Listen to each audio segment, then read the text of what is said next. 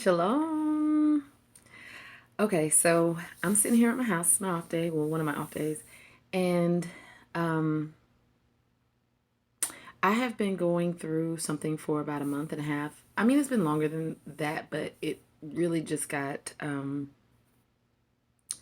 spit started to hit the fan like about May. So, and then tomorrow is July 1st. So, and it's nothing that I haven't gone through in the past with Abba, but in the past it just seemed easier. And I've been making videos, well, he's been leading me to make videos about being, about true intimacy, how to be truly intimate with him. And everything that he's had me speak in those videos is things that I have been putting into practice in my relationship with him. I've been doing it myself. And I'm letting you guys know that because I've been honest with him, I'm sorry, you guys. I told you, like, I just got this dryness and I put all kinds of moisturizer and stuff on it, and then it just dries out more and leaves like residue and it flakes off. So, anyway, but everything that I've been talking about is stuff that he has actually been having me go through during the times that I'm making the video. So everything, all those videos about, true intimacy, majority of my videos, period, it's stuff that I've either gone through, I'm going through, or he's told me I'm going to go through. But the intimacy ones are the ones that I've had with him. And here's the thing. Prior to these videos, I thought I was being truly intimate with him. Like, he had to show me, you're being intimate with me to an extent, but there's more, there's parts that you're hiding. And through me opening up and just being 100% genuine, authentic, truthful with him, it allowed me to express and feel how I was feeling in that moment. But because I've been handing it over to him, I'm receiving the revelation behind it. So I have not been, he's allowed me to not respond perfect or idealistically the way a lot of the way we're taught we're supposed to respond to God, to Abba, to Elohim. I've been breaking out of that box of how I'm supposed to respond to him and responding truthfully. And it truly has set me free. Yeshua gave us the ability to come to the Most High Yah in honesty and humility. And because of that, I am being set free, because behind my temper tantrums, I guess is what you can call them, behind my whining and behind all of that, because I haven't been feeling good about what's been going on, and I've been honest with him about it, and some of the things I've said to him is, I'm telling you this because I know that you have the ability to change it about me. I've told him, this is what's in my heart. If you don't want it there, take it out. This is what I'm saying to him. And I'm not saying it in a disrespectful way. I'm saying it because I know that to be true. He is my mind regulator. He is my heart fixer. I can't do it. There's nothing I can do in and of myself that's going to fix my way of thinking or change my heart. So, in me being honest to him, that is how I am submitting myself to him, so that the devil has to flee. So now that I'm purging this stuff and being honest with him and telling him what's in there and not holding it back from him and masking it with the perfect response and perfect Christianity and all the other stuff, now that I'm being honest with him, the windows of my eyes of revelation have been opened, and I can better hear Ruach HaKodesh talking to me. So what he said to me today was, the difference between then and now is, back then, when you were in this situation, you sought after me. And you did everything I told you to, and you let me handle the other part. You let me handle the financial part. You let me handle all the enemies and demons and stuff that were coming after you. But this time, you're trying to do it on your own. You're having financial problems, so you're trying to go out and make the money. And this is my transparent video. Every time I have tried to go out and make the money that I need to make to do the things I need to do. There has been a literal storm that has arose up outside. I'm talking about blinding rain. One day I was out and a guy almost hydroplaned into me. Like, and yesterday I went out. Mind you, when I left out the house, it was bright, sunny. It was barely any clouds in the sky, but they were white and fluffy, cartoonish looking. By the time I turned on that, because I told you I do food deliveries sometimes, by the time I turned on that app to start my food deliveries, first off, the first few food deliveries I tried to do were at places where you had to pay to park. I'm not going to lie to you. I'm not going to pay to park to go get some food that I'm delivering to somebody. So then I went to another restaurant, and I had to wait in line for a long time just to find out that I wasn't even in the right place. And they said, so I was like, you know what? I'm not going to be in this area. I was getting frustrated. I'm not going to lie to you. And I know to some people it sounds like, oh, but you got to understand the pile of stuff that has been weighted onto my shoulders that I was attempting to take on my own. Whenever you are trying to take on something on your own and you're starting to be weighted down, the slightest thing will seem like a mountain to you. So I know to somebody who's watching this video, it sounds like, oh, that ain't nothing. But you got to understand what I've been going through. And the fact that I haven't been allowing Abba to take care of it, and I've been trying to do it on my own, not realizing that was what I was doing, because I was so distracted by trying to take care of it that I didn't realize that I was trying to take care of it and not handing it over to him. So anyway, so finally I was like, well, I'm just going to go back towards, where I'm staying, and I'm going to try to do it over there. Because the day prior, when I tried to do it over in this area where I'm staying, it was storming over here, and it wasn't storming over where I went yesterday. The closer I got back to the house, the darker it got outside, until it was blinding rain again. I mean, it was horrible. Okay. As soon as I determined to myself, you know what, I'm just gonna go back to the house and I'm not gonna go out. I get here, the rain calms down. Off of the distance, I can see the sun coming out. I mean, it's almost like the storm lasted long enough for me to get back to the house. This morning when I woke up, I was like, Abba, what do you want me to do? Because my plan was, I'm off Monday, Tuesday, and Wednesday from my job. So Monday, Tuesday, Wednesday, I'm going to do the food deliveries. And then Thursday and Friday, I'm going to go to work. Saturday is the Sabbath, so I'm not going to do anything. And then Sunday, I'm going to go to work. And that was my plans. But how many of us know that that's not my plans, is not Abba's plans? So when I woke up this morning, you know what he told me to do? Worship. When I came back to the house yesterday from not being able to do any food deliveries, you know what he had me do? Worship. I have my phone on Do Not Disturb right now. I had it on Do Not Disturb yesterday too. And the funny thing is, I checked in my phone log and in my text messages. And not too long after I put my phone on Do Not Disturb, I had phone calls that people tried to make to me, and I had text messages that had came through, but obviously I couldn't see the notification because my phone was on Do Not Disturb. My point is, he was telling me then, you're distracted and you're not handing it over to me. You're trying to do it on your own. Basically what he was saying is, Leah, you're not God. He's saying, you're not me. Hand it over to me. So like I said, in the past, the difference between then and now was, I remember when I first gave my life to Mashiach, I was living in, now first of all, he had given me an apartment miraculously. I don't even know, basically my finances, I shouldn't have been able to get that apartment. That's a whole long story. I'm not going to go into it, but I will say this much. While I lived there, it was 2 times that I came up for eviction. The second time it was because he was moving me. So he didn't step in because he wanted me to be evicted, to move me to where he needed me.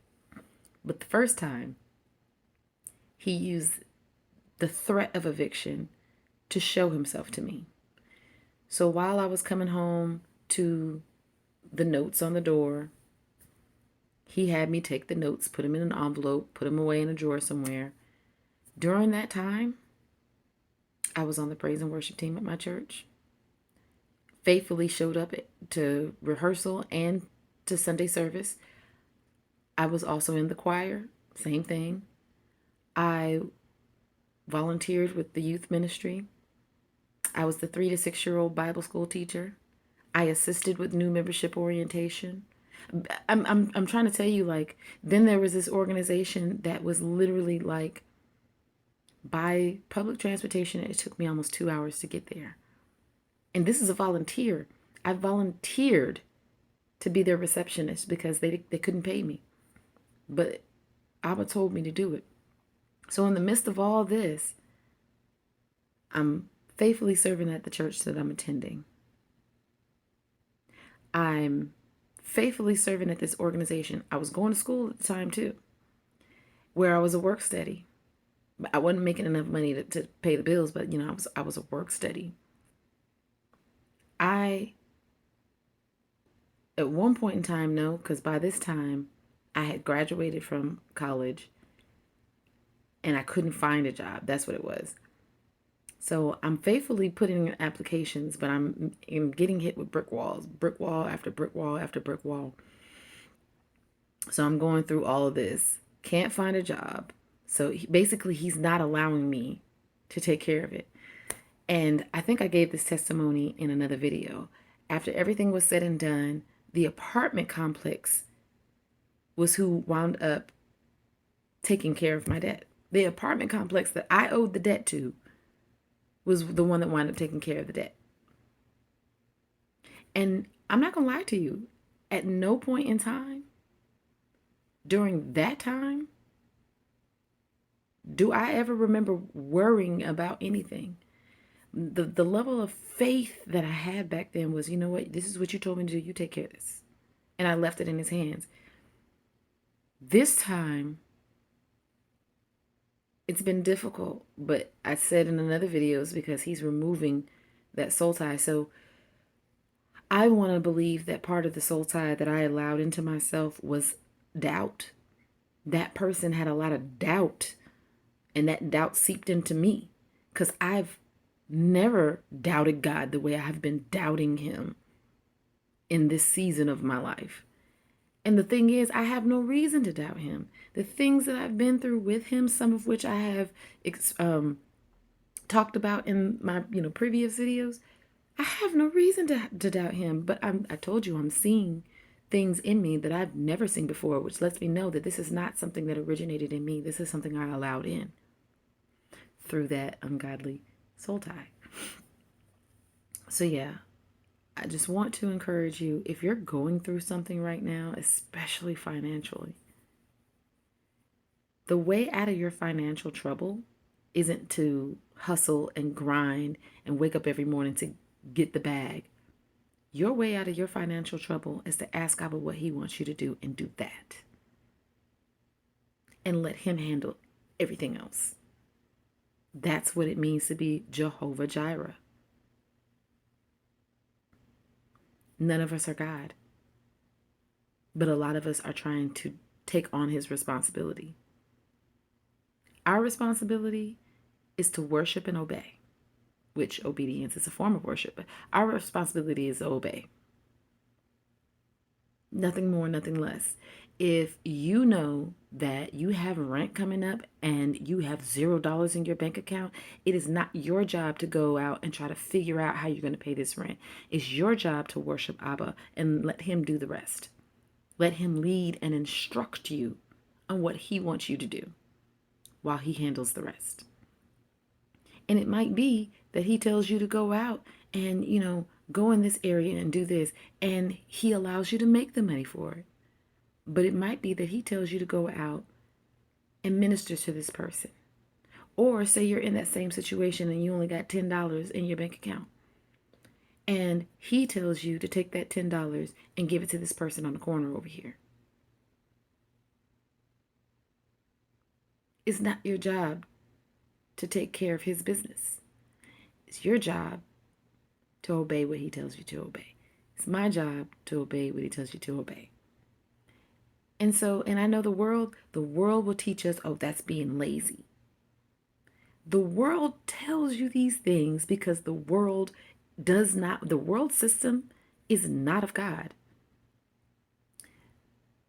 There's a scripture that calls, I want to say it's in either 1st or 2nd Corinthians, it calls Satan the God of this world.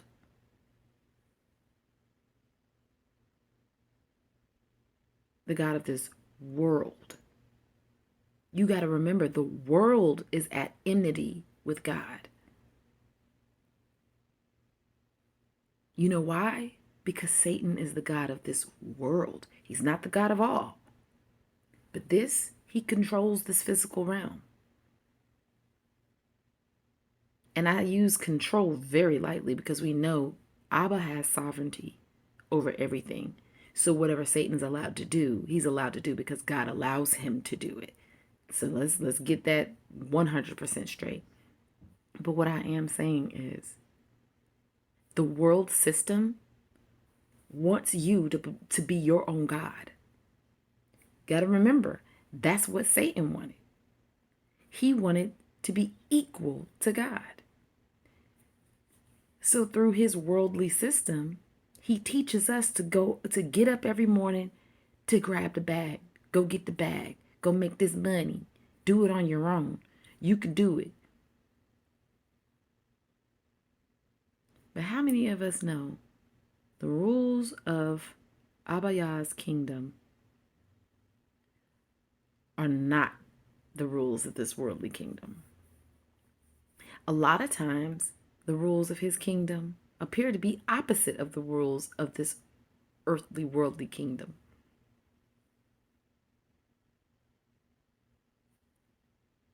Abba says that if you want to receive, you have to give.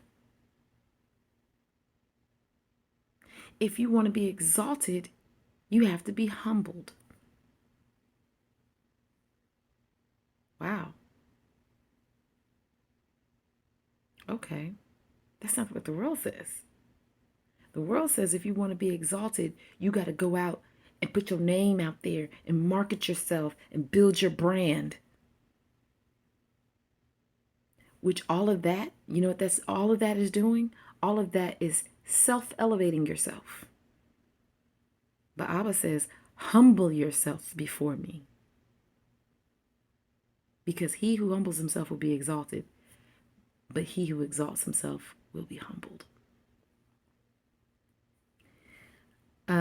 This has been longer than I planned it to be. My video done went off on the screen and everything, but I'm just saying, I wanted to share that with you because it's the simplest thing. Like, we miss the simplest things because we're out here trying to figure it out and do things on our own, and it's not any of our fault. Well, I mean, it is our fault for believing the lie, but I'm just saying, you got to remember, every day we're being fed a lie. It's our responsibility to decide whether or not we're going to listen to it.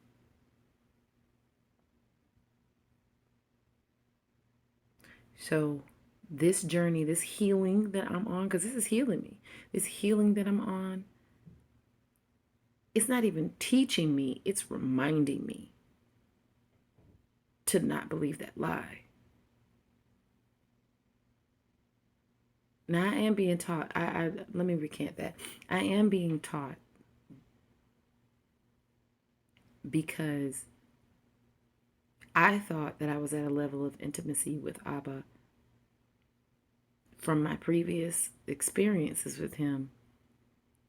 And he's showing me now, momentarily you were there, but let me show you how to be there always.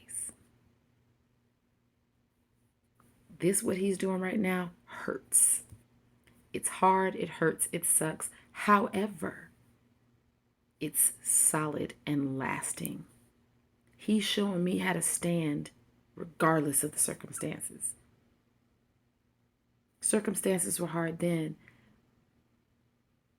but it was so much, I can't even, it was just me that he had to, it was just my bondage he had to remove. Now he's removing my bondage, the bondage of the soul tie. And you got to remember, that person that I had the soul tie with, They have bondage for people from their previous relationships. So it was a lot of gook and muck that was polluting my spirit, my soul. And remember, I told you it's like my spirit, it's like my soul is vomiting right now. And every day I feel lighter. Some days I'm better than other days. But think about it when you're throwing up. You might throw up, throw up, throw up, throw up, and then briefly, momentarily, you feel a little bit better. But then here it comes again. To the women out there who have children who experience morning sickness, you can really relate to that. Some days you wake up and the morning sickness ain't all that bad, and then other days you wake up and it's like you can't stop throwing up. It's the same thing. So today just happens to be one of those days where I'm feeling a little bit better.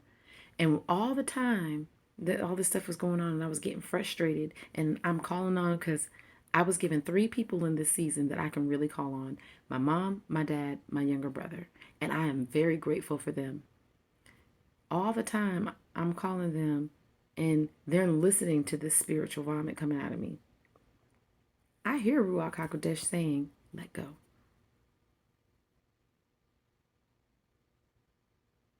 Only thing was I wasn't doing it. I thought I was doing it, but I wasn't.